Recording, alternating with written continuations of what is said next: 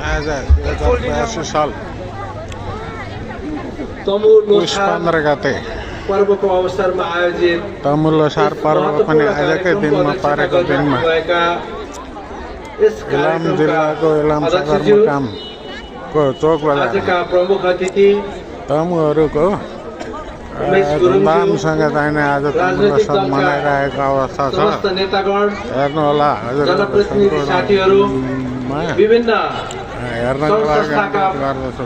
प्रमुख तथा प्रतिनिधि मित्रहरू र यो कार्यक्रममा शुभकामना आदान प्रदान गर्न उपस्थित हुनुभएका सम्पूर्ण दाजुभाइ तथा दिदीबहिनीहरू, आज तमु लोछारको सर्प वर्षलाई बिदा गर्दै घोडा वर्षको आगमनलाई स्वागत गर्नका निम्ति र त्यसका माध्यमबाट समस्त नेपाली दाजुभाइ दिदीबहिनीहरूमा सुख शान्ति र समृद्धिको कामना आदान प्रदान गर्नका निम्ति यहाँ हामी उपस्थित भएका छौँ। म सबैलाई यो पर्वको अवसरमा हार्दिक शुभकामना व्यक्त गर्छु। सुख शान्ति र समृद्धिले साथ दियोस्।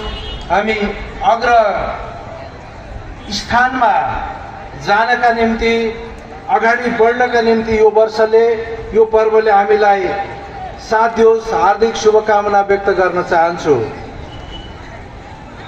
नेपाल बहुजातीय, बहुधार्मिक, बहुसांस्कृतिक जनताको बसोबास गर्ने थलोको रूपमा हामीले बुझेका छौँ।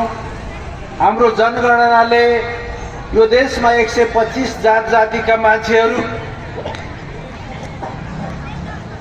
बसोबास गर्नुहुन्छ र 123 भन्दा बढी भाषाको प्रयोग गर्नुहुन्छ भनेर हामीलाई तथ्याङ्कले बताएको छ। र त्यो 125 जातका मान्छेहरूमध्ये पनि 1% भन्दा बढी जनसङ्ख्या भएका 18 वटा जात जातिका मात्रै मान्छेहरूको बसोबास नेपालमा छ। र त्यो 18 वटा जातभित्र पनि गुरुङ जातहरू एउटा महत्त्वपूर्ण जातिको रूपमा आफ्नो भाषा, आफ्नो धर्म, संस्कृति भएको र यो नेपालको पहिचानको सप्तरङ्गी फुलमध्ये महत्त्वपूर्ण फुलको रूपमा रहेको जाति रहेको छ। त्यसैले यसले नेपालको एकतालाई, नेपालको